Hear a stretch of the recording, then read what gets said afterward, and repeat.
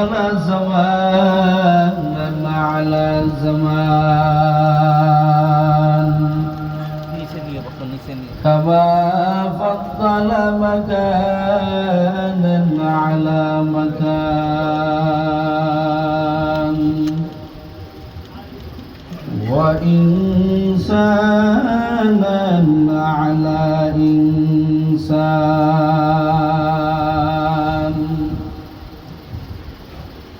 ونشهد أن لا إله إلا الله وحده لا شريك له لا ضد له ولا ند له ولا مثل له ونشهد أن سيدنا وسندنا وحبيبنا وحبيب ربنا وطبيبنا وطبيب قلوبنا وطبيب قلوبنا ومولانا محمد ومولانا محمدا عبده ورسوله صلى الله تعالى عليه وعلى آله وأصحابه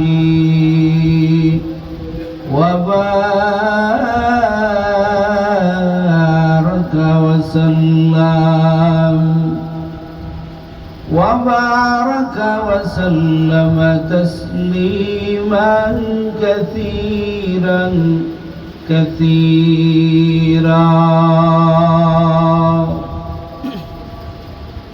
الذي أرسله الله تعالى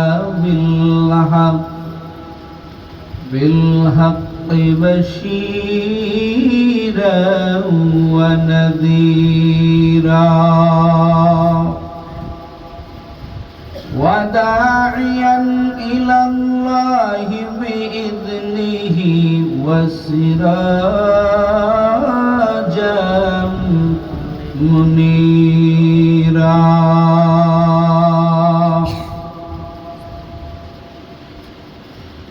أما بعد فأعوذ بالله من الشيطان الرجيم بسم الله الرحمن الرحيم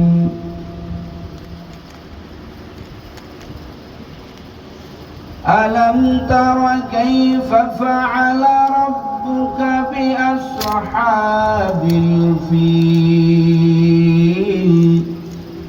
ألم يجعل كيدهم في تضليل وأرسل عليهم طيرا أبابيل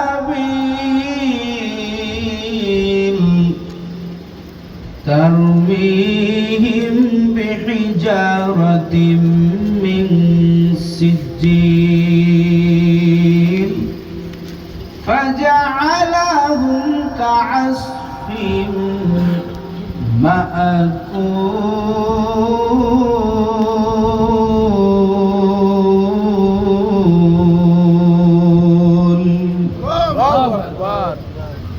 وقال النبي صلى الله عليه وآله وسلم لا طاعة لمخلوق في معصية الخالق أو كما قال النبي النبي عليه الصلاة والسلام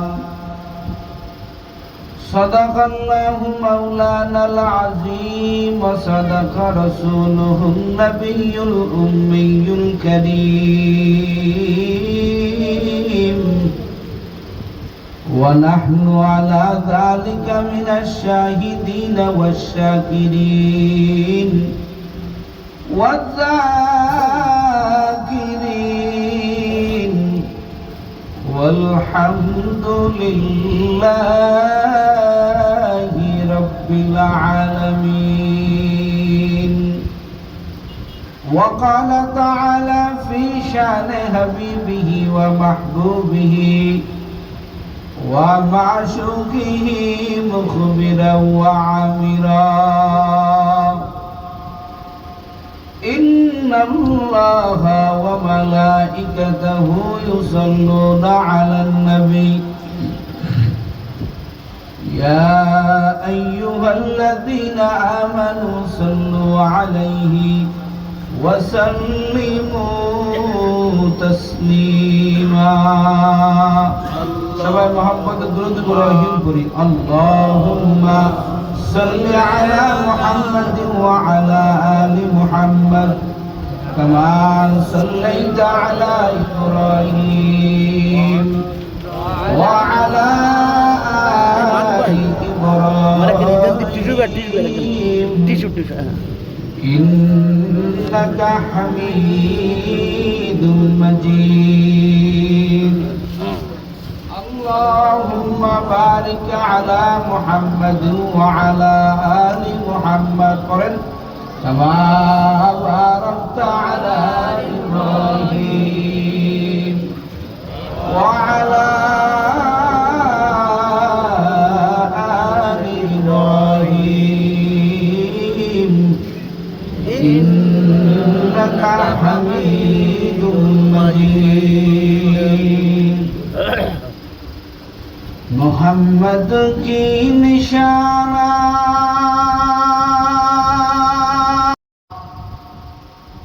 मोहम्मद की निशाना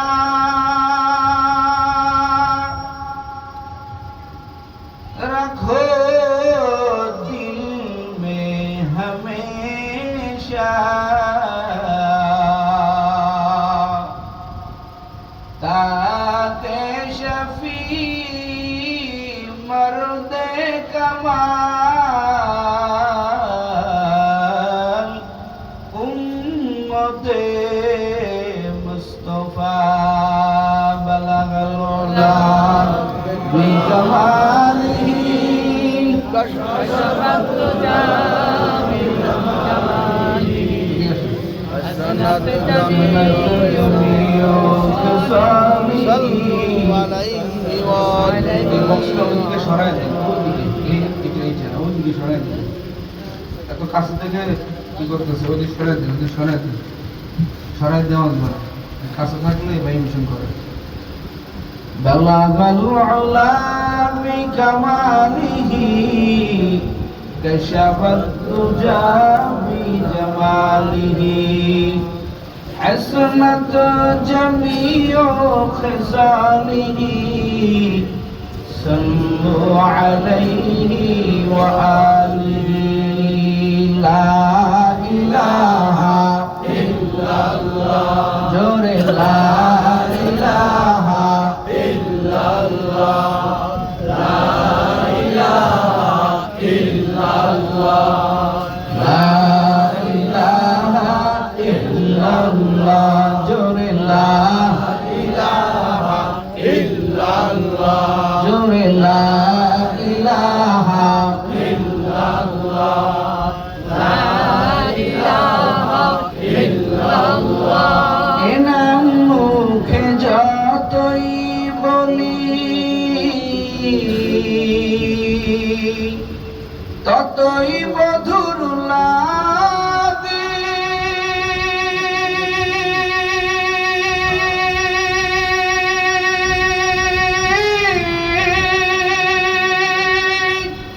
এই নামেতে এত মজা না জানিতাম আগে, ঠিক কিনা? এ নাম মুখে যতই বলি ততই মধুর লাগে। এই নামেতে এত মজা না জানিতাম আগে। করলে শরণ করবে শরণ, করলে শরণ করবে শরণ, বলেন কুরআন পাকে। আল্লাহ নামের সুর সদা হৃদয় মাঝে বাজে। লা ইলাহা ইল্লাল্লাহ, জোরে লা ইলাহা ইল্লাল্লাহ, লা ইলাহা ইল্লাল্লাহ, লা ইলাহা ইল্লাল্লাহ, লা ইলাহা ইল্লাল্লাহ, মুহাম্মাদুর রাসূলুল্লাহ।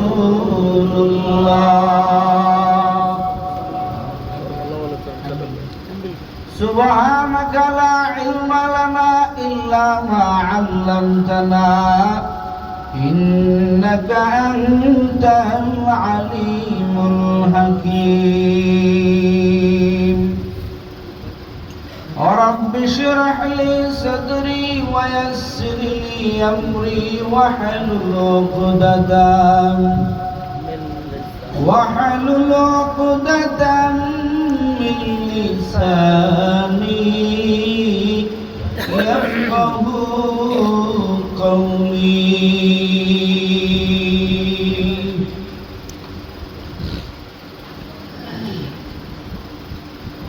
या रब मेरे आँखों में समा जाए मदीना,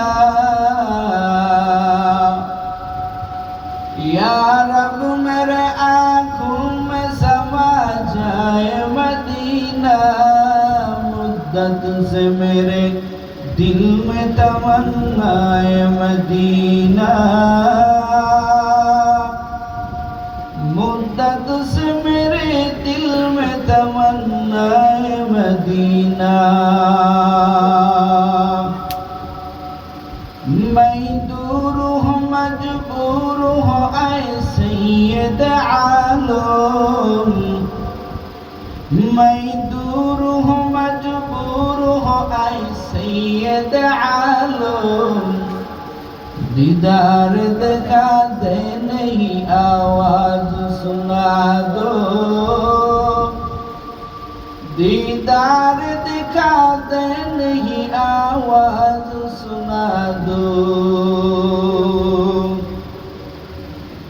अखंड भारतवर्षेर आलेम कुल शिरोमणि हाफेज हादिस मुफस्सिर कुरआन मरहुम अल्लामा रुहुल आमीन साहेब रहमतुल्लाह आलैहिर रूहेर मागफिरातेर रूहानी फयज लाभेर उद्देশ্যে 28তম 2 দিন ব্যাপী ঐতিহ্যবাহী তাফসীরুল কুরআন মাহফিল ও হালকায়ে জিকিরের সম্মানিত সভাপতি জনাব আলহাজ হযরত মাওলানা শাহজাহান সাহেব হাফিজাহুল্লাহ, ইমাম ও খতিব পালপট্টি জামে মসজিদ বাগেরহাট, 2 দিন মাহফিলের আজকের সমাপনী রজনী। আজকের মাহফিলে উল্লেখযোগ্য ওলামায়ে কেরাম আপনাদের সামনে কথা বলেছেন। পরিশেষে আমি অধম নালায়েক ছোট মানুষ, দেখতেই পাইতেছেন ছোট মানুষ, আপনাদের কারো ছেলের বয়সে, কারো নাতিছেলের বয়সে, কারো বন্ধুর বয়সে মহব্বতে এনেছেন। আল্লাহ তাআলা যেন ইখলাসের নিয়তে রুহানিয়াতের দিকে তাকায়া কিছু কথা বলার আল্লাহ তাআলা আমাকে তৌফিক দান করেন, বলেন আমিন। আজকের এই মাহফিলে উপস্থিত আছেন মুআজ্জাজ মুকাররম নায়েবে নবী জাতির রাহবার, আইম্মায়ে মাসাজিদ, দিগার উলামায়ে কেরাম। আমার সামনে উপবিষ্ট আছেন বিভিন্ন স্থান থেকে আগত আল্লাহ পাকের আশিকিন, আল্লাহ পাকের জাকিরিন, মুহিব্বিন, মুরব্বিয়ানে আওয়াম, বিশেষ করে কলিজার টুকরা আমার যুবক ভাইয়েরা, স্নেহের সোনামণিরা, পর্দার আড়ালে অবস্থানরত শ্রদ্ধেয়া সম্মানিতা মা ও বোনেরা, সর্বোপরি দয়াময় আল্লাহ পাক রব্বুল আলামিনের দরবারে লাখো কোটি শুকর ও সুজুদ যে মহান আল্লাহ আমাকে আপনাকে আরামের ঘুম বর্জন করে এই গরমের মধ্যে বাজারের ব্যবসায়িক ভাইদের উদ্যোগে আয়োজিত আজকের এই কোরআনের বাগানে দামি একটা জায়গা, হয়তো এখানে বাজার বসে মৎস্য বিক্রি হয়, গোশত বিক্রি হয়, এমন একটা জায়গায় আল্লাহ তাআলা আমাদেরকে একত্রিত করে জান্নাতের বাগানে বসবার তৌফিক দিয়েছেন। এজন্য আপনারা খুশি না বেজার? সবাই বলেন খুশি না বেজার? আসলে গায়ের জোরে এখানে আসা যায় না, কথা কম যায় না। দুনিয়াতে বহু জিনিস গায়ের জোরে আদায় করা যায়, জায়গা, জমি, বাড়ি, গাড়ি, নারী, টাকা পয়সা, সব কিছু গায়ের জোরে আদায় হয়, কিন্তু গায়ের জোরে ধর্ম পালন করা যায় না। কথা বলেন না কেন? ইসাদাত বাজুরে বাজুনিস আনা বখশত খুদায়ে বখশিন্দা। কবিও বলেছেন গায়ের জোরে বহু কিছু আদায় হয়, গায়ের জোরে অনেক কিছু হয়, বাহুর জোরে অনেক কিছু হয়, মাগার আল্লাহকে পাইতে হলে গায়ের জোর লাগে না। আল্লাহকে পাইতে হলে একমাত্র মালিকের কুদরতি রহমত লাগে। কথা বলেন। মুমিন কখনো পিছু হটতে জানে না। কথা বলেন ঠিক কি না? মুমিনের ইতিহাস মর্মান্তিক ইতিহাস।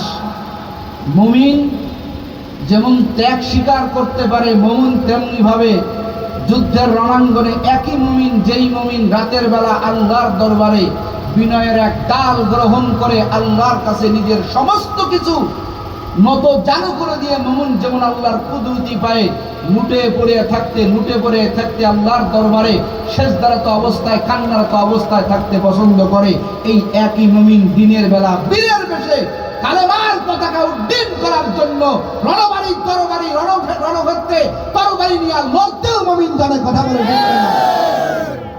এই জন্য আমাদের ইতিহাস জানা দরকার। কি জানা দরকার? ইতিহাস জানা দরকার। সম্মানিত হাজিরিন, কি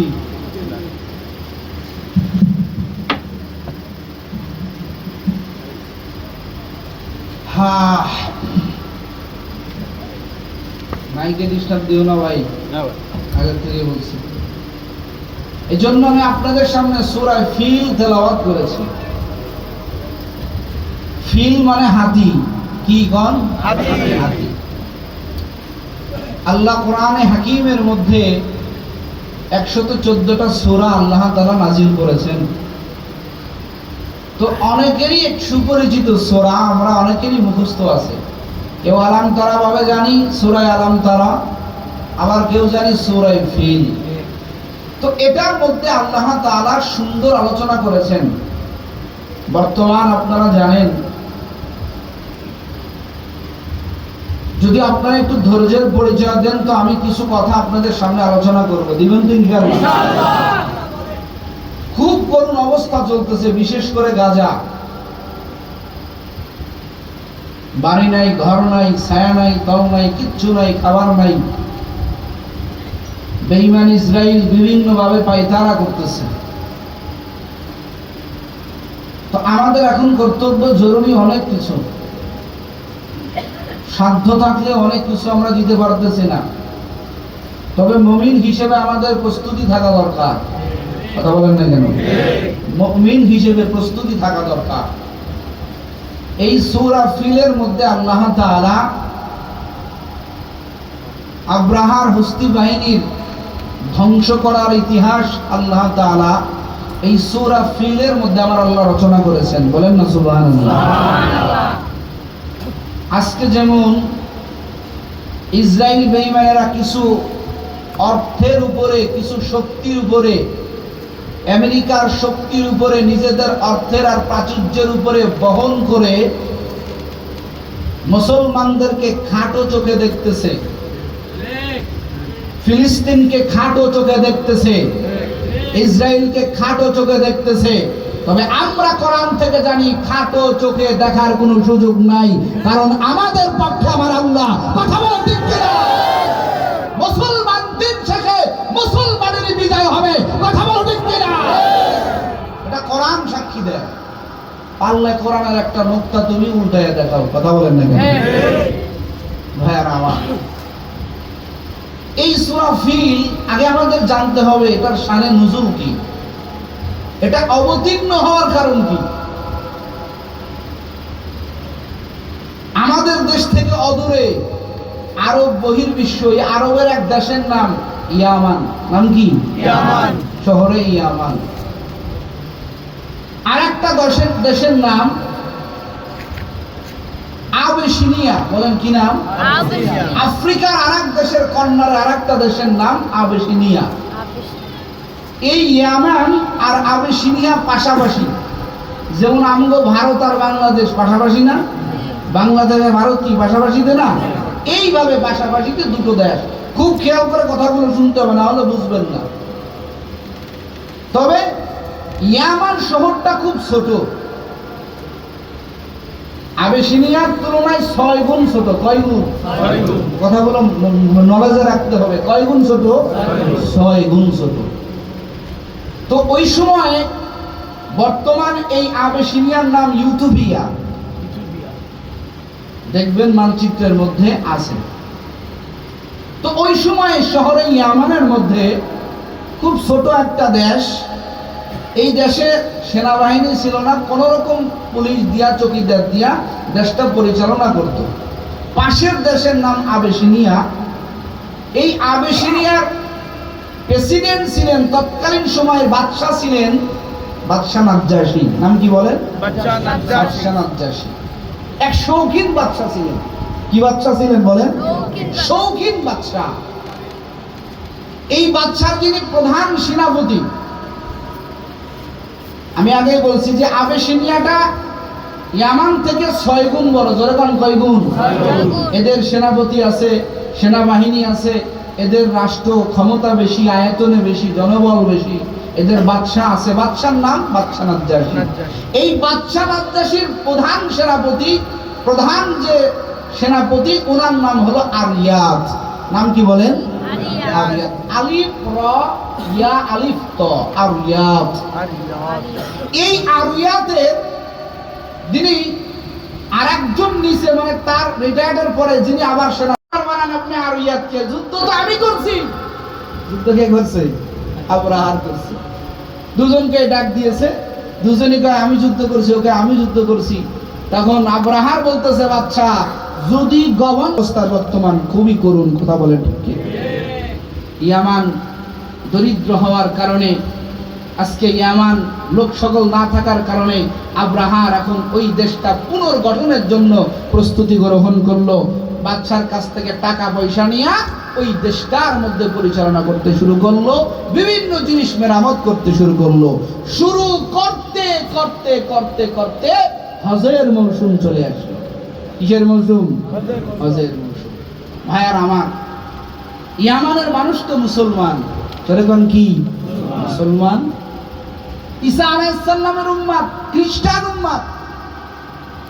তারা খ্রিস্ট ধর্ম পালন করে। হজের সময় তারা হজে যাবে, সবাই বুকসা টুকসা বাইন্দা এবার মক্কার উদ্দেশ্যে রওনা দিবে। আব্রাহাম ডাক দিয়া বলে, এই আমার দেশের জনগণ, এতদিন তোমরা দেশের মধ্যে তোমরা থাকলা, এখন তোমাদের কি এমন হলো? এখন তোমরা ব্যাগ পুটলা বাইদা, এখন তোমরা কোথায় রওনা দাও আমি তো বুঝি না। এবার ইয়ামানের জনগণ ডাক দিয়া কয়, আব্রাহার, এখন আমরা সমস্ত কিছু বাইন্দা আল্লাহর একটা ঘর আছে মক্কা নগরীতে। বলেন না একটু আল্লাহু আকবার। এই মক্কা নগরীতে আমরা রওনা হয়ে যাব। বলে ওখানে গিয়ে কি করবা? বলে ওখানে আমাদের আল্লাহর ঘর, এই ঘর হলো আল্লাহর ঘর, জমিনের সর্বপ্রথম ঘর বাইতুল্লাহ। জোরে কন্না বাবা সুবহানাল্লাহ। ইন্না আউওয়ালা বাইতু উযিয়া লিন-নাসি লিল্লাযী বিবাক্কাতা মুবারাকাতাও ওয়া হুদাল লিল আলামিন।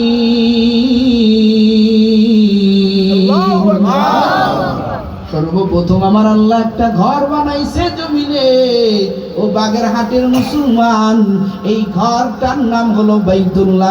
বলেন তো কার ঘর?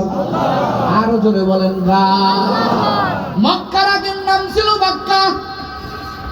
বাদশা আব্রাহার ডাক দিয়া কয়, গভর্নর আব্রাহার ডাক দিয়া কয়, বাইতুল্লাহ যাওয়া লাগবে না, আমি তোমাদেরকে এই ইয়ামানের শহর ইয়ামানের রাজধানী সনা নামক জায়গায় তোমাদের একটা বিকল্প আল্লাহর ঘর বানায় দেই। জোরে কন্যা নাউজুবিল্লাহ। কি কয়? ওই মক্কায় যাওয়া লাগবে না, এখানে তোমাদের আমি একটা বিকল্প বাইতুল্লাহ বানায় দেই, কাবা ঘর একটা দ্বিতীয় একটা বানায় দেই। বলেন তো পৃথিবীতে বাইতুল্লাহ হবে কয়টা? একটা। আরো জোরে বলেন, একটা। আরো জোরে বলেন, একটা। এখন সমস্ত লোকেরে প্রশাসন দিয়া বিভিন্ন ভাবে আটকে দিল। ক্ষমতা তো আব্রাহার, দেশটার গভর্নর সেই, তার হাতে সেনাবাহিনী, তার হাতে সমস্ত কিছু তার, সবাই তার হাতে। এক পর্যায়ে জিম্মি হয়ে গেল, কোন লোককে যাইতে দেয় না রে বাবা। এবার আব্রাহার সবাইকে বলতেছে, না না, তোমাদের কারো যাওয়া যাবে না, আমি ইয়ামান শহরের রাজধানী সনা নামক জায়গায় তোমাদের বিকল্প একটা ঘর বানায় দেব, তোমরা ওই ঘরে তওয়াফ করবা, ওখানেই তোমরা হজ আদায় করবা। একটু জোরে কর নাউজুবিল্লাহ। এক পর্যায়ে আব্রাহার তার প্রেসিডেন্ট নাজ্জাশীর কাছে গিয়ে প্রস্তাব দিল, বাদশা নাজ্জাশী, ইয়ামানের লোকজন সবাই বাইতুল্লাহ যায় মক্কা নগরীতে। ও ইয়ামানের বাদশা নাজ্জাশী, আপনি যদি অনুমতি দেন তো আমি ওখানে বলে দিয়েছি ইয়ামানের রাজধানী সনা নামক জায়গায় আমি ওখানে একটা বাইতুল্লাহ বানিয়ে দেব, একটা ঘর বানিয়ে দিব, যেখানে ইয়ামানের জনগণ তারা তওয়াফ করবে, হজ আদায় করবে। আপনি যদি টাকা পয়সা দেন তো আমি কাজ শুরু করব। বাদশা নাজ্জাশী এবার টাকা পয়সা দিয়া কাজ শুরু করায় দিল। বিভিন্ন দামি পাথর দিয়া, খুব খেয়াল করবেন, বিভিন্ন দামি পাথর দিয়া বাদশা অনুমতি সাপেক্ষে আব্রাহার ইয়ামানের সনা নামক রাজধানী জায়গায় সুন্দর করে কাজ শুরু করলো। এক পর্যায়ে কাজ সমাপ্ত করে দিল। ইয়ামানের একটা লোককে বাইতুল্লাহ হজ করতে যাইতে দেয় নাই। কাজ কমপ্লিট হয়ে গেল, সুন্দর করে কাজ কমপ্লিট হয়ে গেল, এখন উদ্বোধন করবে। এবার গভর্নর আব্রাহার বাদশা নাজ্জাশীর কাছে গিয়ে বলল, ও প্রেসিডেন্ট, ইয়ামানের সেই সেকেন্ড বাইতুল্লাহ কমপ্লিট হয়ে গেছে, এবার আপনি যদি অনুমতি দেন তাহলে অমুক দিন আমি আপনাকে নিয়ে ওই বাইতুল্লাহটা, ওই ঘরটা, সেকেন্ড কাবাটা আপনার উপস্থিতির মাধ্যমে আমি উদ্বোধন করাবো। এরপরে ইয়ামানের জনগণ সেখানে তওয়াফ করবে। একটু জোরে কান নাউজুবিল্লাহ। আমার আল্লাহকে আমি ছেড়ে দেই না ভাইয়ার আমার। এবার মনে করেন আগামীকালকে উদ্বোধন হবে, সব কমপ্লিট হয়ে গেছে, কাউকে ঢুকতে দেয় না। ও বাগেরহাটের যুবক, আল্লাহর কি কুদরত! মক্কা থেকে নয় যুবক ব্যবসা করার জন্য ওই দিনকে ইয়ামানে আসছে। সুবহানাল্লাহ। এই নয় যুবক কয়, ব্যাপার কি? ইয়ামানে এমন কি হবে, এত সাজসজ্জা কেন? সনআ নামক রাজধানীতে এত সাজসজ্জা কেন? এখানে কোনো খেলাধুলা হবে নাকি কোনো কিছু উদ্বোধন হবে? ওখানে লোকজন কয়, কে আপনারা কি জানেন না? বলেন আমরা তো জানি না। বলে আপনাদের বাসা কোথায়? বলে আমাদের বাসা তো মক্কা নগরীতে। সুবহানাল্লাহ। ভাই আপনারা জানেন না? তাহলে শুনেন, এই আমাদের গভর্নর আব্রাহা আপনাদের মক্কার ওই বাইতুল্লাহ আমাদের হজ করতে দিতে দেয় না। আমরা মনের কষ্টে আছি। আজকে বিকল্প একটা ঘর বানাইছে। এই ঘর আগামীকাল উদ্বোধন করে এটাকে বলেছে বাইতুল্লাহ, সেকেন্ড বাইতুল্লাহ। আমাদের এখানে তওয়াফ করতে হবে, এখানে জিয়ারত করা লাগবে। আপনাদের মক্কা নগরীতে আমাদেরকে আর যেতে দিবে না। নয় যুবক কয়, খাও কি বল, কি খবর তুমি আমাদেরকে শুনাইলা? আরে বাইতুল্লাহ তো জমিনের মধ্যে একটা, দ্বিতীয় কোনো বাইতুল্লাহ হতে পারে না। শুনে কর আল্লাহু আকবার। নয় যুবক পরামর্শ করে, ব্যবসার কাজ বাদ দাও। কি কয়? ব্যবসার কাজ বাদ দাও, ব্যবসা করা যাবে না। ব্যবসার চিন্তা মাথার থেকে ঝেড়ে ফেলে দিয়ে নয় যুবক অঙ্গীকারবদ্ধ হয়ে গেল, জীবন যদি চলেও যায় এই বাইতুল্লাহ উদ্বোধন করতে দেওয়া যাবে না। আল্লাহু আকবার বলে।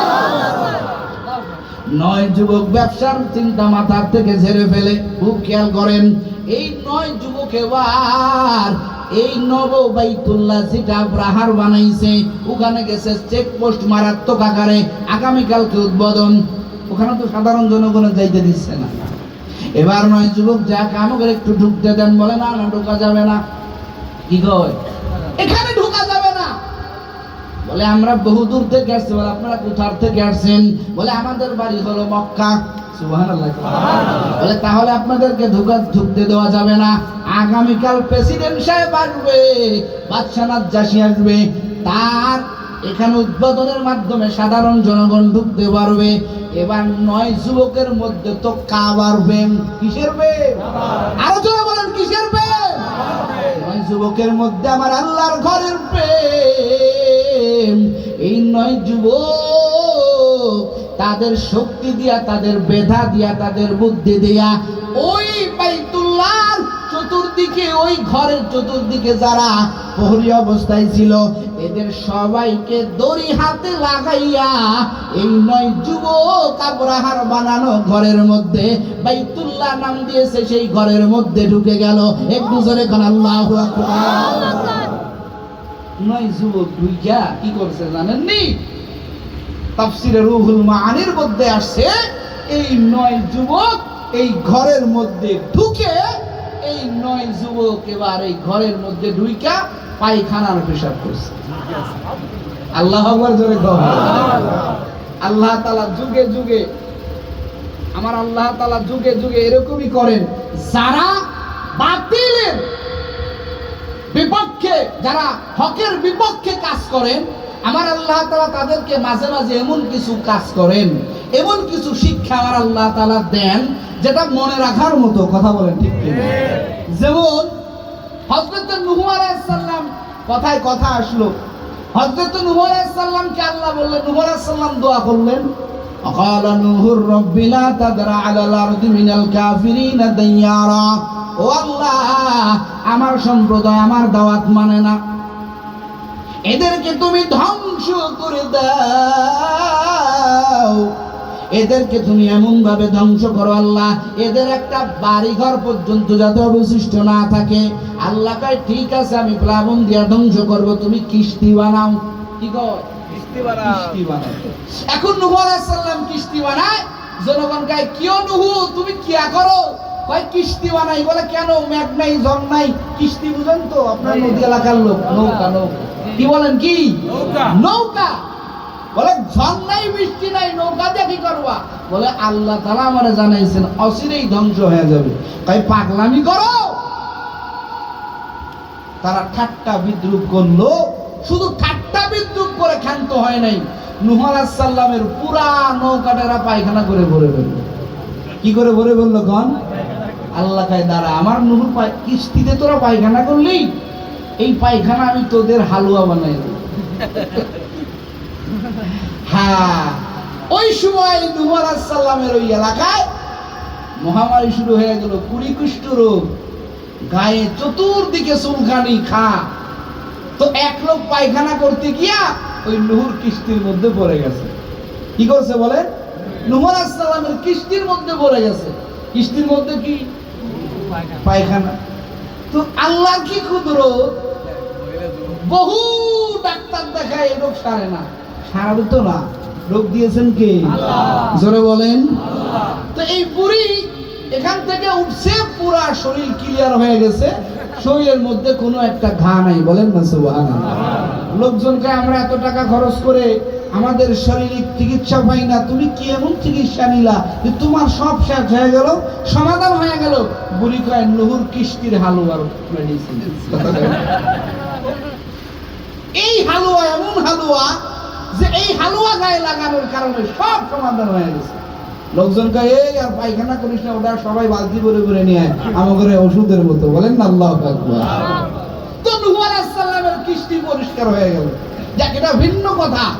তো এই 9 যুবক গভর্নর ইয়ামানের গভর্নর আব্রাহারের বানানো কৃত্রিম কাবার মধ্যে ঢুকে তারা পিশাব এবং পায়খানা করে পুরা ঘরটার মধ্যে ছিটিয়ে দিয়েছে। একটু জোরে কোন আল্লাহু আকবার। এই 9 যুবক ওখান থেকে বাহির হয়ে গেল। ওই ঘরের ভিতরে গন্ধ। পরের দিন সকালবেলা গভর্নর আব্রাহার যখন ওখানে প্রবেশ করেছে, দেখে গন্ধ। এ প্রহরীরা, এ প্রশাসনের দল, এ সেনাবাহিনীর দল, এখানে কেন গন্ধ? এরা বলে হুজুর বেয়াদবি মাফ করবেন, মক্কা থেকে আগত 9 যুবকের আগমন হয়েছিল, আমরা তাদের শক্তির সাথে পারি নাই। বলেন না একটু আল্লাহু আকবার। এই 9 যুবকের মধ্যে এত যে শক্তি, আমরা এতগুলো প্রশাসন, আমরা তার সাথে যুদ্ধে পারি নাই, তার সাথে শক্তিতে পারি নাই। আমাদেরকে গাছের সাথে লটকাইয়া, আমাদেরকে হাতে হাতে হ্যান্ডকাপ লাগাইয়া এই বাইতুল্লাহ আপনার বানানো এই ঘরের মধ্যে ঢুকিয়া পায়খানা প্রসাব করে সব কিছু নষ্ট করে ফেলছে। একটু বলেন না সুবহানাল্লাহ। আব্রাহার তো আগের থেকে ঘাড় তারা বলে, কি বললি? এই 9 যুবকের এত বড় সাহস! বাদশা আব্রাহার 1 সেকেন্ড দেরি করে নাই, সাথে সাথে বাদশা নাজ্জাশীর কাছে চলে গেলেন। খুব খেয়াল করবেন। এবার বাদশা নাজ্জাশীর কাছে যাইয়া বলেন, ও বাদশা নাজ্জাশী, আজকের ওই কাবা উদ্বোধন হবে না। বলে কেন, কি হয়েছে? বলে মক্কা থেকে আগত 9 যুবক এই আমাদের ঘরের মধ্যে ঢুকিয়া, কত বড় সাহস, আমাদের বাইতুল্লাহর মধ্যে ঢুকিয়া তারা পেশাব পায়খানা করিয়া পুরা ঘরটা নাপাক বানায় ফেলছে।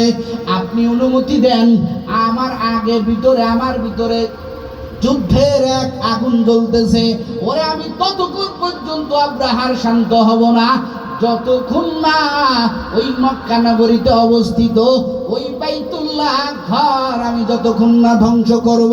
একটু জোরে কর নাউজুবিল্লাহ। আপনি সৈন্য সামন্ত দেন, টাকা দেন, পয়সা দেন, অস্ত্র দেন, হাতি দেন, আমি ওই বাইতুল্লাহ মক্কা নগরীতে অবস্থিত ওই বাইতুল্লাহ আমি ধ্বংস করতে যাব। জোরে কর নাউজুবিল্লাহ। ঘরটা কার? জোরে কর, আরো জোরে কর। বাইতুল মাকদিস মসজিদে কিবলা, ওই যে ফিলিস্তিনের মধ্যে অবস্থিত, ওটাও কার ঘর? জোরে বলেন, কার ঘর?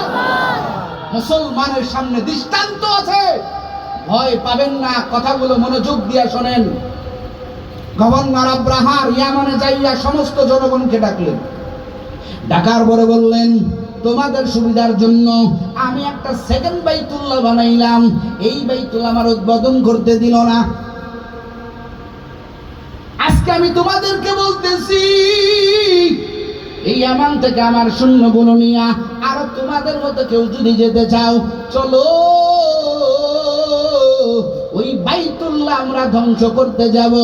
এখন ইয়ামানের মুসলমান, এরা ঈসার উম্মত, এদের মধ্যে আমার মাওলার প্রেম, এদের মধ্যে খানাই খাওয়ার প্রেম। এরা বলতেছে গভর্নর আব্রাহাম,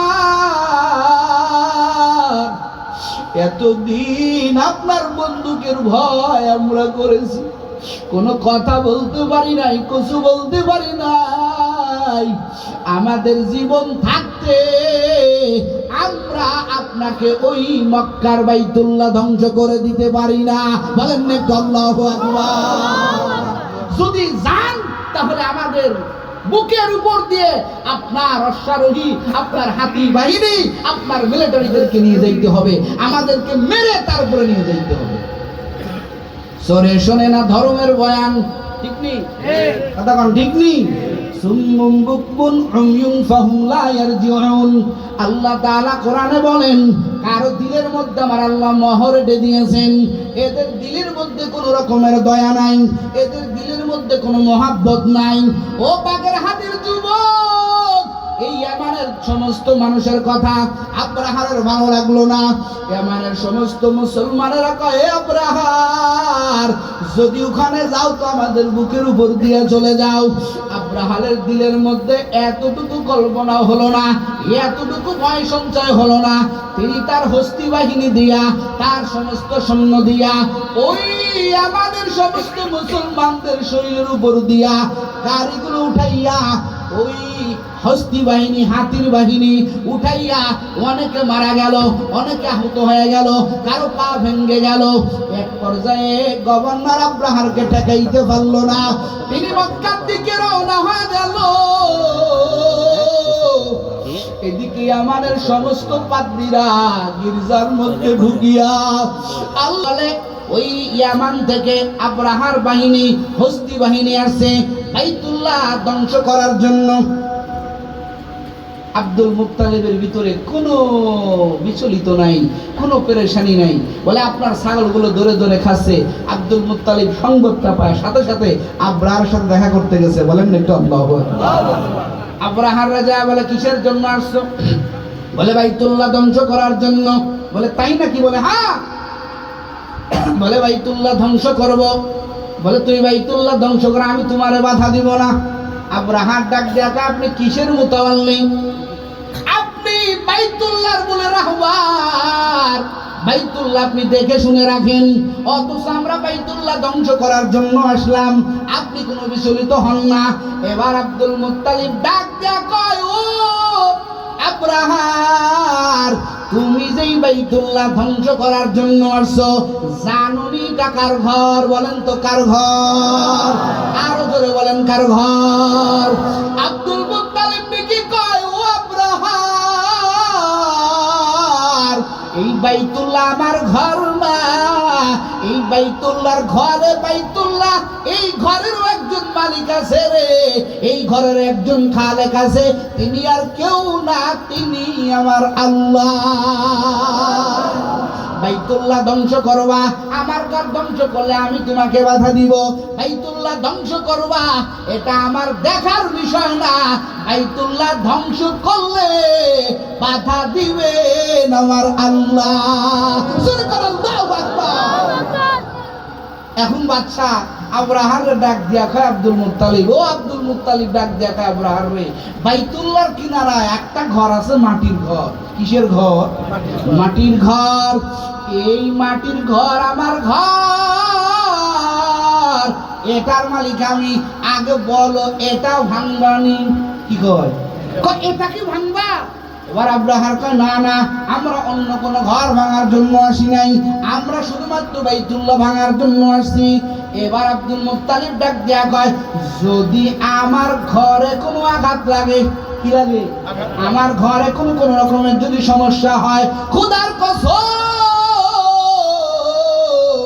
এমন সাইজ তোমারে করব, জান নিয়ে ইয়ামানে যাইতে পারবা না। আল্লাহু আকবার।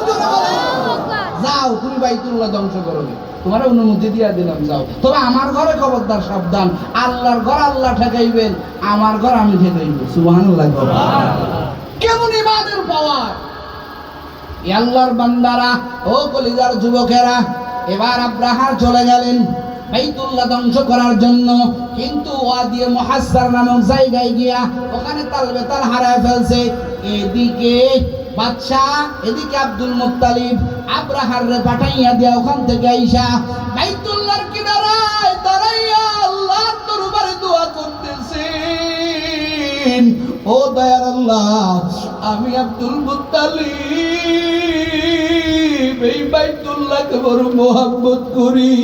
ওরে আমার নিজের ঘর আমি ঝাড়ু দিই না, আমি প্রতিদিন সকালবেলা আগে বাইতুল্লাহ ঝাড়ু দেই। এই বাইতুল্লাহকে আমি এত মোহাব্বত করি, ও আল্লাহ, আমি জানি তুমি এটাকে হেফাজত করবা। ও আল্লাহ, তুমি বাইতুল্লাহকে হেফাজত করো। আমার আল্লাহ সাথে সাথে জানাইয়া দেয়, আব্দুল মুত্তালিব চিন্তা করিও না, আমি অল্প সময়ের মধ্যে এই আব্রাহার হস্তি বাহিনী আমি আল্লাহ ধ্বংস করে দিব। জোরে কান আল্লাহু আকবার। এটা আব্দুল মুত্তালিবকেও জানাই দেওয়া হলো। আব্দুল মুত্তালিব কয়, তাহলে ধ্বংস যেহেতু করবে, তাহলে যাই দেখি, তাহলে যাই, আমি এই দৃশ্যটা দেখবো। আব্দুল মুত্তালিবও ওই সেই পাহাড়, পাহাড়টার নাম মনে আছে? জাবালে আবি কুবাইস। কি নাম? জাবালে আবি কুবাইস। ওই একই গুহার মধ্যে আব্দুল মুত্তালিবও এই ঘটনা দেখার জন্য ওই গুহার মধ্যে ঢুকলেন। একটু জোরে করেন সুবহানাল্লাহ। এখন গর্তের মধ্যে ঢুকে দেখে ওখানে আরেকজন আগের থেকে আছে। তুমি কে, ব্যাপার কি? মান হুয়া, তুমি কে? বলে, আমি হলো ওই ইয়ামান থেকে আসা, আমি একজন আল্লাহর বান্দা, আমার নাম নাসির। আপনাদের এই বাইতুল্লাহ ধ্বংস করার জন্য আব্রাহার তার হস্তি বাহিনী নিয়ে আসছেন, কিন্তু আমরা আমাদেরকে আল্লাহ তাআলা জানাই দিয়েছেন তাদেরকে আমার আল্লাহ ধ্বংস করবেন। এই দৃশ্য দেখার জন্য আমি এক আল্লাহর পাগল এখানে আগের থেকে বসে আছি। আব্দুল মুত্তালিব কয়, আমিও তো সেই একই পথের পথিক, আমিও দেখবো। বলেন না আল্লাহু আকবার। এবার আব্দুল মুত্তালিব ডাক দিয়া কয়, ও আল্লাহর বান্দা, তুমি তো আমার আগের থেকে এখানে আসছো, এই যে 2টা রাত চলে গেল, এই 2 রাতের মধ্যে কোনো জিনিস কি দেখছো নাকি? এবার ওই আল্লাহর বান্দা নাসির খুব মনোযোগ দিবেন, ও বাগেরহাটের যুবক, আল্লাহর বান্দা নাসির ডাক দিয়া বলেন, ও আব্দুল মুত্তালিব, এই 2টা রজনীর মধ্যে আমি দেখেছি আল্লাহ তাআলা আসমান থেকে হাজার হাজার পাখির দল, সুবহানাল্লাহ, হাজার হাজার পাখির দল। আল্লাহ তাআলা এত পাখি কোথা থেকে যাবার আল্লাহ তাআলা পাঠাইছেন। এই পাখির দলের আমি তাকায় দেখেছি, এক একটা পাখির কাছে 3টা করে পাথর, মুখে একটা পাথর, 2 পায়ে 2টা পাথর।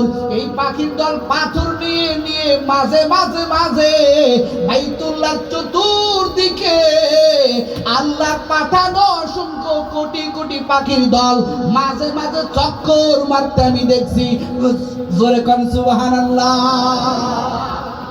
সম্মানিত হাজিরিন, আব্দুল মুত্তালিব বলতেছে, তাহলে আজকের রজনী ওদের জীবনের শেষ রজনী, আজকেই বোমবাস্টিং হবে। জোরে কোন আল্লাহু আকবার।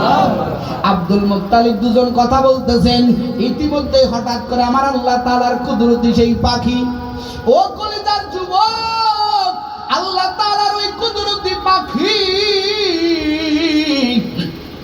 আমার আল্লাহ তাআলা পাঠায় দিলেন।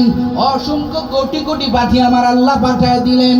যেই পাখিটা দেখতে সুরমার মতো কালার, কিসের কালার? সুরমার মতো কালার।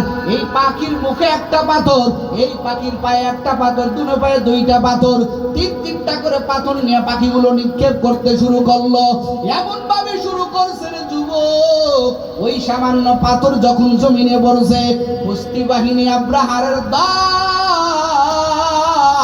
ওরে লেদা যেরকম পরে থাকে, গরু পায়খানা করলে যেরকম টপ টপ করে পড়ে থাকে, আমার আল্লাহ এই পাখির এই পাথরে রাখা তাতে বিস্ফোরণ আমার আল্লাহ ভিতরে ঢুকাইয়া দিলেন। আব্রাহারের বাহিনীকে আমার আল্লাহ এমন ভাবে ধ্বংস করলেন, আব্দুল মুত্তালিব আর নাসির দুজন মিলে দৌড়াইয়া গিয়েছে, যাইয়া দেখে সব বাহিনী আমার আল্লাহ একেবারে নিস্তব্ধ, একেবারে ধ্বংস করে আমার আল্লাহ মাটির সাথে মিশাই দিয়েছে। জোরে কন্যা সুবহানাল্লাহ।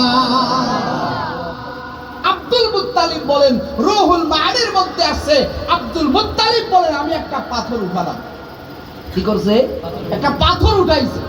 আল্লাহর বান্দা আব্দুল মুত্তালিব পাথরের দিকে তাকাইছেন। পাথরের দিকে তাকাইয়া দেখে এই পাথর যেহেতু মদিনা যেহেতু আরব শহর, এটা পাথরের শহর, কথা হয় না, পাথরের শহর না। আব্দুল মুত্তালিব বলেন, আমি একটা পাথর উঠাইলাম, উঠাইয়া দেখি এই পাথরটা আরবের কোনো পাথরের সাথে মিলে না। সুবহানাল্লাহ। এমন আল্লাহর কুদরতি পাথর। এরে বাগেরহাটের যুবক আব্দুল মুত্তালিব বলেন, এই পাথরটা আমি হাতে নিয়ে দেখলাম, এই পাথরের এক পাশে পাখির নাম, আর এক পাশে যাকে ধ্বংস করবে, যার দিকে পাখি পাথরটা নিক্ষেপ করবে, ওই আর এক পাশে পাথরের ছোট্ট পাথর, আর এক পাশে তার নাম লেখা। আজকের ওই ঘটনা থেকে বোঝা যায় আজকে যে মিসাইল তৈরি করেছে, ড্রোন বিমান তৈরি করেছে, অত্যাধুনিক ভাবে বিমান তৈরি করেছে, বোমা তৈরি করেছে, এগুলো কোথা থেকে আবিষ্কার করলো রে বাবা? ওই যে আজ থেকে কত হাজার বছর আগে ও বাগেরহাটের যুবকেরা এই যে পাখি এক একটা পাথর মারলো, যেই পাথরের গায়ে পাখির নাম, অপর পাশে পাখি যার দিকে বোমাটা মারবে তার নাম, যেখানেই ফেলছে ওই পাথরটা যার নাম লেখা তার কাছে গিয়া হাজির হয়েছে। বলেন না আল্লাহু আকবার। আজকে তোমরা অত্যাধুনিক বোমা বানাইতেছো কেমনে? বলে এখান থেকে 3000 কিলোমিটার দূরে আমি একটা ড্রোন বোমা পাঠিয়ে দেব, ড্রোন বোমা পাঠিয়ে দেব, এখান থেকে আমি যেখানে টার্গেট করব ওই বোমাটা ওখানেই পড়বে। বলেন একটু আল্লাহু আকবার। তো এগুলো কোথা থেকে আবিষ্কার করছে? বলে ওই কোরআন থেকেই আবিষ্কার করছে। আল্লাহ তাআলার ওই আবাবিল পাখির ওই পাথর নিক্ষেপের থেকেই আবিষ্কার করে আজকে বর্তমান প্রযুক্তিতে তারা ব্যবহার করছে। মিসাইল, ড্রোন, বোমা এগুলো তারা বিভিন্ন জায়গায় পাঠাইয়া শত্রুদের উপরে আক্রমণ করতেছে। কথা বলেন ঠিক কি না ভাইয়ার আমার? এভাবেই আল্লাহ তাআলা শত্রু বাহিনী আবাবিল পাখি দিয়া আল্লাহ তাআলা আব্রাহার হস্তি বাহিনী আমার আল্লাহ ধ্বংস করলেন। একটু জোরে কান আল্লাহু আকবার। হ্যাঁ আমার এই সূরাটাই এটা বলার জন্য আমার আল্লাহ তাআলা আমার নবীরে কয়, নবীর বয়স তখন প্রায় আমার পয়গম্বরের বয়স 50 বছর। কত বছর? 50 বছর। আল্লাহ তাআলা কোরআন আয়াত নাযিল করে বলেন, আরাম তারা কাইফা ফাআলা রব্বুকা বিআসহাবিল ফিল। ও আমার দোস্ত, আপনি কি দেখেছেন? ও পয়গম্বর, আপনি কি দেখেছেন? আলাম তারা, আপনি কি দেখেছেন? কাইফা ফাআলা রব্বুকা বিআসহাবিল ফিল। হস্তি বাহিনীকে আমি যেভাবে ধ্বংস করেছি, কিভাবে ধ্বংস করেছি আপনি কি দেখেছেন? আল্লাহ তাআলা বলে রাসূলকে, আলাম তারা কাইফা ফাআলা রব্বুকা বিআসহাবিল ফিল আলাম ইয়াজআল কাইদাহুম ফি তাদলিল। আপনি কি দেখেছেন তাদের অনিষ্ট আমি কিভাবে করেছি? এগুলো কি আপনি দেখেছেন? ওয়া আরসালা আলাইহিম তায়রান আবাবিল। আল্লাহ কয় দোস্ত তাহলে শুনেন, ওয়া আরসালা আলাইহিম তায়রান আবাবিল, আমি তাদের দিকে পাঠিয়ে দিয়েছি ঝাঁকে ঝাঁকে পাখি। আসলে আমরা আবাবিল পাখি বলি, আবাবিল কোনো পাখি না। তায়রান মানে পাখি, আর আবাবিল শব্দের অর্থ ঝাঁকে ঝাঁকে। আবাবিল মানে কি বলেন? ঝাঁকে ঝাঁকে। আল্লাহকে আমি আপনি কি দেখেছেন তাদেরকে আমি কিভাবে ধ্বংস করছি, তাদেরকে কিভাবে অনিষ্ট করছি? আপনি কি দেখেছেন? আমি আল্লাহ তাআলা আসমান থেকে ঝাঁকে ঝাঁকে পাখির দল পাঠিয়ে দিয়েছি। যেরকম আল্লাহু আকবার। ওয়ারসালা আলাইহিম তায়রান আবাবিল তারমিহিম বিহিজারাতিন মিন সিজিল। আমার আল্লাহ তাআলা বলেন, আমি তাদের উপরে নিক্ষেপ করেছি তারমিহিম বিহিজারা, এমন পাথর। আল্লাহ তাআলা বলেন যেমন সেমন পাথর না, এখানে মিন দিয়ে মিনে বয়ানিয়া। আল্লাহ তাআলা মিনের শব্দের পরে আল্লাহ বয়ান করলেন কেমন পাথর। তারমিহিম বিহিজারাতিন মিন সিজিল। আল্লাহ কয় সিজিল পাথর। সিজিল কোন পাথরকে বলা হয়? মুফাসসির কেরাম বলেন সিজিল যেন পাথরকে বলা হয় না। সিজিল কোন পাথরকে বলা হয়? বলে যেই পাথর কাঁচা মাটি পুরাইয়া, আমাদের যেমন গুলন্টি খেলে বিভিন্ন কাদা যখন মাটিতে পুরায় পাথরের মতো শক্ত হয়ে যায় না? কথা বল না কেন? সিজিল ওই পাথরকে বলা হয়। বলে আল্লাহ তাআলা বিশেষভাবে বিশেষ ফ্যাক্টরিতে শুধুমাত্র এই আব্রাহার বাহিনীকে ধ্বংস করার জন্য আমার আল্লাহ তাআলা এক প্রকারের কাদা মাটিকে, কাঁচা মাটিকে আল্লাহ তাআলা আগুনে পোড়াইয়া বিশেষ এক মার্বেল পাথরের মতো আল্লাহ তাআলা এই হস্তি বাহিনী ধ্বংস করার জন্য আল্লাহ তাআলা এই পাথর আমার আল্লাহ আবিষ্কার করেছিলেন। বলেন না একটু আল্লাহু আকবার। তারমিহিম বিহিজারাতিন মিন সিজ্জিল ফাজআলাহুম কাআসফিম মাকুল। আল্লাহ তাআলা বলেন, দোস্ত আমার, এই পাথর নিক্ষেপের দ্বারা তারা কেমন হলো জানেননি? আল্লাহ তাআলা বলেন ফাজআলাহুম কাআসফিম মাকুল। আল্লাহ কয় কর্তৃত ঘাসের ন্যায় হয়ে গেল। কিসের ন্যায়? কর্তৃত ঘাসের ন্যায়। কাসফিম মাকুল বলা হয় কাকে? বলে কাসফিল মাকুল বলা হয় হলো যে আমরা আমাদের বাড়িতে গরু পুষি না, কথা কন না, গরু পুষি না, গরু দেখবেন খের খায়, ঘাস খায়, খাওয়ার পরেও বসে বসে আবার জাবর কাটে, কথা কয় না। ওই জাবর কাটাটা কেমন? বলে একেবারে পিষে ফেলে। মোট কথা গোবরের লেদের মতো, গরুর পায়খানার মতো আল্লাহ তাআলা এই বাহিনীকে আমার আল্লাহ তাআলা টুকলা করে করে করে করে এমন ভাবে তাদেরকে ধ্বংস করছে, তাদের কোনো অস্তিত্বই নাই। একটু জোরে কান আল্লাহু আকবার। এই দুটা বিষয় গেল। একটা হলো সূরার শানে নুজুল, আল্লাহ কিসের কারণে এই সূরাটা নাজিল করেছেন, এই একটা বিষয়। আর এই সূরার একটা অনুবাদ গেল। এখন আসেন একটু ব্যাখ্যার মধ্যে, অল্প সময়ের মধ্যে আপনাদের ছেড়ে দেব, কষ্ট হইতেছে, অল্প সময়ের মধ্যে ছেড়ে দিব। আল্লাহ তাআলা এই সূরার মধ্যে আল্লাহ রাসূলকে বললেন, আল্লাহ তাআলা বলেছেন আলাম তারা, কিন্তু এক মুফাসসির কেরাম বলেছেন যে আসলে এখানে আলাম তারা উদ্দেশ্য না। আল্লাহ আলাম তারা দ্বারা আল্লাহ তাআলা বুঝাইতেছেন আলাম তাসমা, রাসূল আপনি কি শুনেছেন? আলাম তারা আলাম তাসমা, তারা জায়গা তাসমা হবে, এটার আল্লাহর উদ্দেশ্য। অর্থাৎ সূরাটা হবে কেমনে?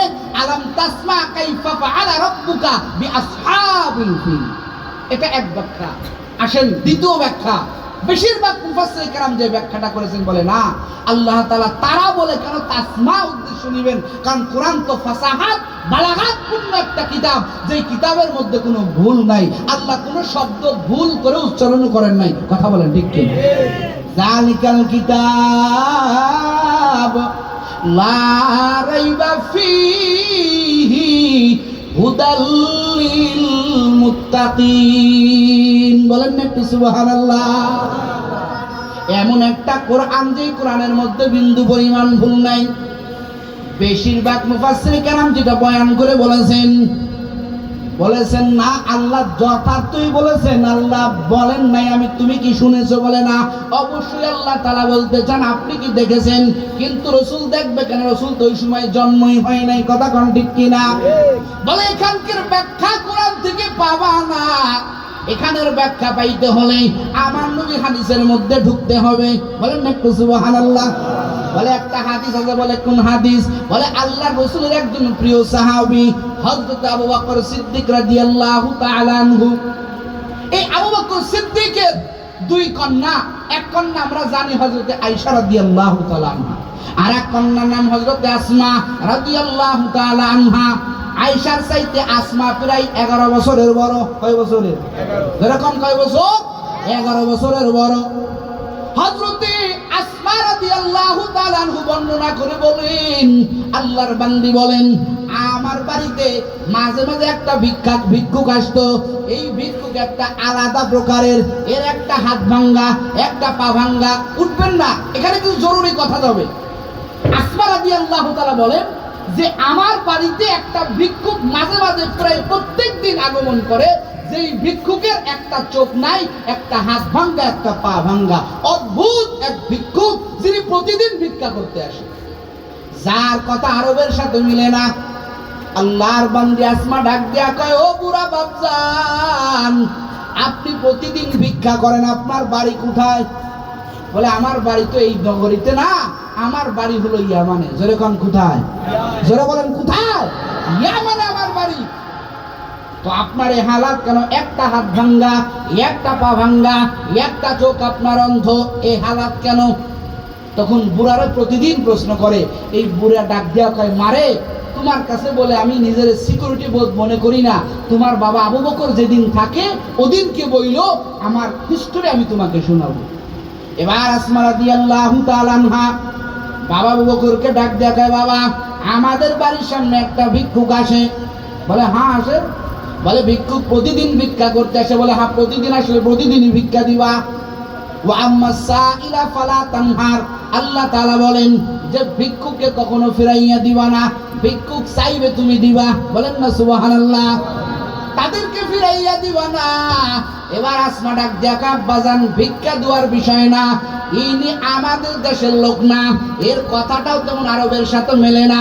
ও বাজান, এই ভিক্ষুকের একটা চোখ নাই, একটা হাত ভাঙ্গা, একটা পা ভাঙ্গা, তবে তার এই হিস্টোরিটা সে আমাকে বলতে সাহস পায় না। আপনি যদি উপস্থিত থাকেন আপনার সামনে তার হিস্টোরিটা বলবে। এবার আবু বকর কয় ঠিক আছে, ওই ভিক্ষুক যখন আসবে তখন তুমি আমাকে খবর দিবা। একদিন আবু বকরের সাথে দেখা হয়ে গেল। এবার আসমা ডাক দিয়া কয় আব্বা যান, এই তো সেই ভিক্ষুক। ও চাচা যান, আসেন, এই যে আমার আব্বা, আপনার কথা এবার খুলে বলেন। এবার আবু বকর ডাক দিয়া কয় আপনি কে? আপনাকে তো চিনি না। তো বলে আমার বাড়ি এখানে না, আমার বাড়ি হলো ইয়ামান শহরে। কোথায়? ইয়ামান শহরে। তো আপনার এই হিস্টরি নাকি আপনি আমাকে বলতে চাইছেন? তখন এই কথা বলার পরে ওই ভিক্ষুকের চোখে পানি চলে আসছে। ডাক দিয়া আবু বকর রে, আমার এই ঘটনা আমি তোমাকেও বলবো, তবে তুমি কি একটা কাজ করতে পারবা? বলে কি কাজ? বলে তুমি আমার একটু নিয়া মায়ান নবীর দরবারে চলো। আবার মায়ান নবীর সামনে গিয়ে আমি আমার কাহিনী বলবো, ওখানে বলো আমি একটু শান্তি পাবো, আমার নবী যদি আমার জন্য একটু দোয়া করে দেয়, কারণ আমি বড় পাপী। আবু বকর ভিক্ষুকের দিকে তাকাইয়া মায়া হইল, এর বাগের হাতের যুবক। এবার এই ভিক্ষুক কিনিয়া নবীর দরবারে চলে গেল। নবীর কাছে যাইয়া কয় নবী, এই ভিক্ষুক যেন কি বলতে চায়। এবার ভিক্ষুক নবীর দিকে তাকাইয়া হাউমাউ করে কাঁদতেছে আর বলতেছে রে নবী, আমার কাহিনী আপনাকে শুনাইবো, আগে বলেন আপনি আমার জানের নিরাপত্তা দিবেননি? আমার নবী বলেন তুমি নির্ভয়ে বলো, তোমার পুরা দায়িত্ব আমি নবী নিয়ে নিলাম। এবার ভিক্ষুক মনে একটা সাহস পাইল, এবার নবীর সামনে দাঁড়ায়, নবী আপনি কি একটা ঘটনা শুনেছেন, হস্তি বাহিনীর ধ্বংসের ঘটনা? নবী কয় হ্যাঁ শুনেছি। এবার ওই ভিক্ষুক ডাক দিয়া কয় পয়গম্বর 10টা হাতিয়ার ছিল আল্লাহর ঘর বাইতুল্লাহ ভাঙার জন্য। ও নবী আমার, এই 10টা হাতির মধ্যে সব চাইতে বড় যেই হাতিটা, সবার সামনে যে হাতিটা ছিল রে নবী, ওই হাতির নাম ছিল মাহমুদ। ও আমার পয়গম্বর, ওই হাতির পাইলট আর কেউ ছিল না রে নবী, ওই হাতির পাইলট ছিলাম আমি, সেই অধম। একটু জোরে কোন আল্লাহু আকবার। ও নবী আমার, আমি তো জানতাম না আব্রাহার আমাদেরকে নিয়ে আসছে আল্লাহর ঘর বাইতুল্লাহ ভাঙার জন্য।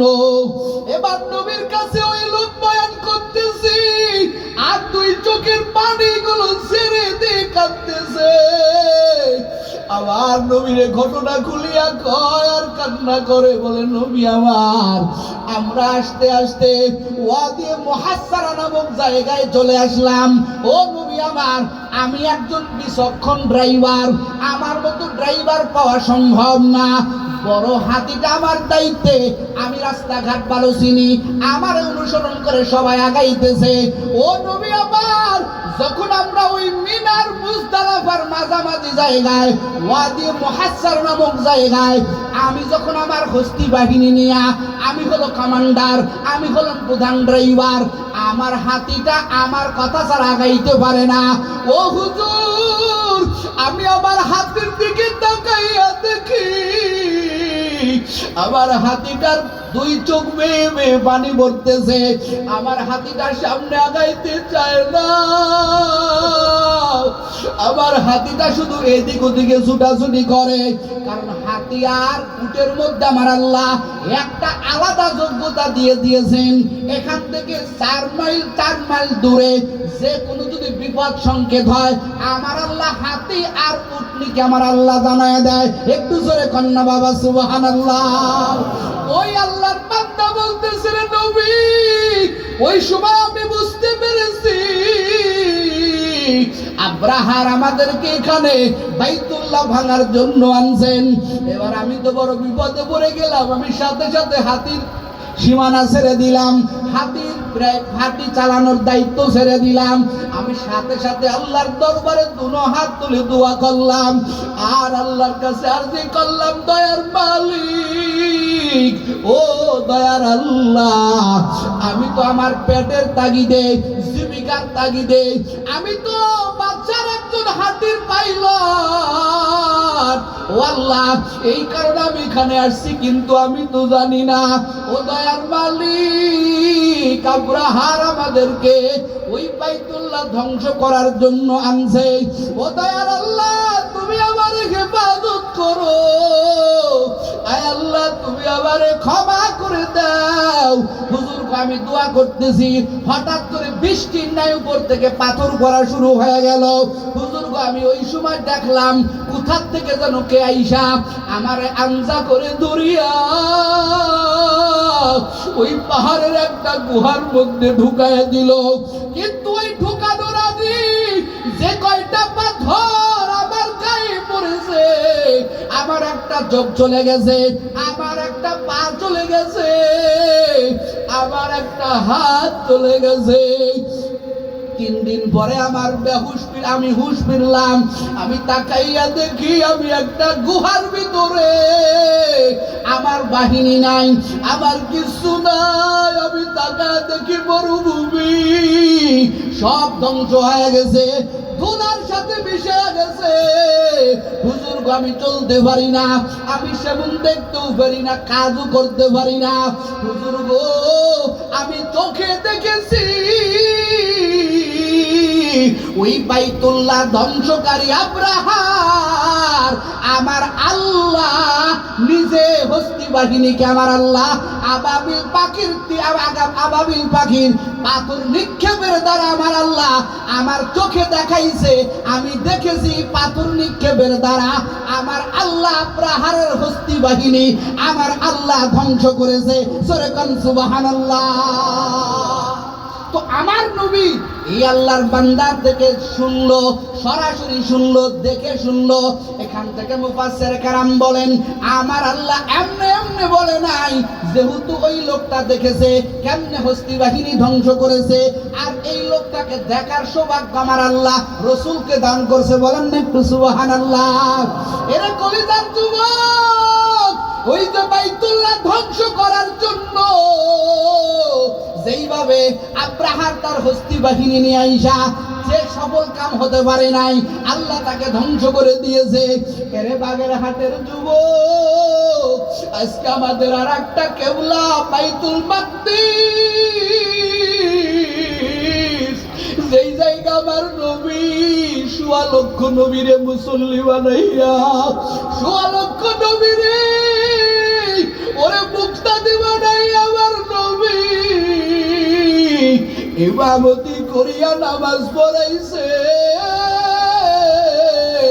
ও বাগেরহাটের যুবক, যেই গাজার মধ্যে আমার মুসলমান ভাই যাদেরকে তোরা দুর্বল ভাবে আঘাতের উপরে আঘাত করো, ওরে যুবক, ও ইসরায়েলের বেঈমানেরা শুনিও,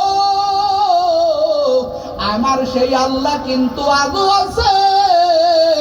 আমার আল্লাহ ইচ্ছা করলে আবাবিল পাখি দিয়া তোদেরকে ধ্বংস করতে পারে। কথা বলেন ঠিক কিনা? আরে কলিজার আমার যুবক ও বাগেরহাটের মুসলমানেরা, বাহাদুরি আর ক্ষমতা কয়দিন? এই ক্ষমতা করিয়া কেউ টিকতে পারে নাই। ফিরাউন টিকতে পারে নাই, নমরুদ টিকতে পারে নাই, আবু জাহেল টিকতে পারে নাই, বড় বড় কেউ টিকতে পারে নাই। এই বাহাদুরি কিছুই না ও বাগেরহাটের যুবক। আজকে গাজার ঘটনা দেখে অনেকে খিলখিল করে আসতেছে। অনেক বাংলাদেশের মুসলমানও বলতেছে, গাজায় আক্রমণ বাংলাদেশের মুসলমানের কি হইল? এরে যুবক না, ও আম্মা জানেরা, ও বাপ জানেরা, ও আমার কলিজার যুবক, আজকে বিদেশি নাচে তুমি নাচো, ওরা তোমার কখনো বন্ধু হতে পারে না। এই যে পহেলা বৈশাখ সামনে, তুমি নাচবা গাইবা, তুমি মেলায় যাবা, তুমি তো জানো না যে বেঈমানদের কৃষ্টি কালচার তুমি গ্রহণ করে চলতেছো। ওরা মুসলমানের রক্ত না খেলে ওদের কলিজা ঠান্ডা হয় না রে যুবক। আজকে তুমি কেমন যুবক হইছো? আজকে তুমি ওই মুসলমানের সন্তান হইয়া তুমি পহেলা বৈশাখে নাচানাচি করতেছো, ইলিশ মাছ আর পান্তা ভাত দিয়া তুমি বড় পাগল। কয়দিন আর দুনিয়ার বাহাদুরি করবি? আমার বাংলার ভাই অন্তরে ঢুকাও। ওরে বেঈমানের লাইনে হইয়া যদি কবরে যাও, ওরে তোমার আমার লাশটা যদিও কবরে দেওয়ার সময় যদি ইমাম সাহেব বলে পড়ো বিসমিল্লাহি ওয়া আলা মিল্লাতি রাসূলিল্লাহ, কত মাইয়েদের দেখি বুকের উপরে হাত দিয়া ইমাম সাহেব শিখাইয়া দেয় পড়ো বিসমিল্লাহি ওয়া আলা মিল্লাতি রাসূলিল্লাহ। কিন্তু আমি তো তাকাইয়া দেখি যুবক দাড়িটা নিয়ে কবরে যাইতে পারলো না। এই যুবক যতদিন বাঁচছে বেহায়াপনা করেছে, এই যুবক যতদিন বেঁচেছে নারী নিয়ে আড্ডা করেছে। আজকে বিদায় বেলা যুবকের লাশে হাত দিয়া বলে রসুলের নামে রেখে দিলাম। ও যুবক, মনটা কি ঠান্ডা হয় না? আর কয়দিন বাহাদুরি করবি? তোর মতো প্রতিদিন যুবকেরা লাশ হয়ে কবরে যাইতেছে, এমন কোন দিন নাই যে যুবকের লাশের খবর পাওয়া যায় না। আর কয়দিন বাহাদুরি করবি ও বাগের ঘাটের আমার যুবক? এরে পর্দার আড়ালের আম্মা জান, আর কয়দিন বাহাদুরি করবেন? চক্ষু দুইটা একটু বন্ধ করে দেখেন। ওই তো কয়েকদিন আগে আপনার আম্মা জান 5টা কাফন নিয়ে কবরে চলে গেল, আপনার আব্বা জান 3টা কাফন নিয়ে কবরে গেল। এই মাহফিল আজকে বয়ান শুনতেছেন, ফজরের বেলায় আপনার আমার জীবনের শেষ ঘন্টা বেজে যেতে পারে রে বাবা। কবে জানি মসজিদের ওই তোমার আবার তারে আইসা ডাকবে, ও যুবক আর কয়দিন বাহাদুরি করবা? মনে কি পড়ে না রে যুবক? কত মানুষ, কত বন্ধুরা, খেলার সাথীরা 3টা কাফন নিয়ে কবরে গেল। ঈদের দিনেও তাকায় তাকায় দেখছি কত যুবক বলে হুজুর আমি আর কারো মা কয়া ডাকবো। কত মানুষ মার জন্য মার্কেট করতেছে, বাবার জন্য মার্কেট করতেছে, কিন্তু আমার মাও নাই, আমার বাবাও নাই, আমি বড় এতিম। এই তো যুবক দুনিয়ার বাহাদুরি রে বাবা। এই তো আপনাদের বরগুনার ঘটনা। ওরে রোজার ঈদের 2-3 দিন আগে 3 আল্লাহর বান্দা আপন ভাই বোনের বাড়ি মার্কেট কিনে নিয়ে কত আনন্দের সাথে যাইতেছিল। ও কলিজার যুবক, রাস্তার মধ্যে মারাত্মক অ্যাক্সিডেন্ট হয়ে গেল, 3 যুবক লাশ হয়ে জমিনে পড়ে গেল রে বাবা। মার্কেট রাস্তায় রাস্তায় পড়িয়া রইল। তোমাদের নামাজের বয়ান করি, দাড়ি রাখার বয়ান করে বলে হুজুর রাখবো, করব, পড়ব, কত রকমের বাহানা দাও। আরে যুবক, এই যুবকদের লাশের দিকে তাকাইয়াও কি তোর মায়া হয় না রে যুবক? আজকের ময়দানে তওবার নিয়ত করো, আর গুনাহ করবা না, আর নাফরমানি করবা না রে যুবক। তোর 2টা পা গাইয়া দে, আমি তোর বন্ধু, আমি তোর বন্ধু, তোর পায়ে ধরতে রাজি, তারপরেও দাড়িতে খুল লাগাইও না রে যুবক, তারপরেও নামাজ কাজা দিও না রে যুবক। এই মজমায় তাকায় দেখ কত জেনারেল শিক্ষিত, 5 বেলার নামাজ পড়ে, চরমনাই যাই এমন তওবা করেছে, আর নামাজ ছাড়ে না, বেপরদাগিরি করে না, মোবাইলের গুনাহ করে না। ওরে যুবক, তুই কেন পারবি না রে যুবক? আজকের এই ময়দানে তওবা করো, আর গুনাহ করবা না, আর নাফরমানি করবা না। তোমার আবার জীবনের শেষ মাহফিল হতে পারে রে যুবক। আজকের ময়দানে তওবা করো, আর দাড়ি কাটিয়া নবীর কষ্ট দিবা না, আর বাবা মার আবার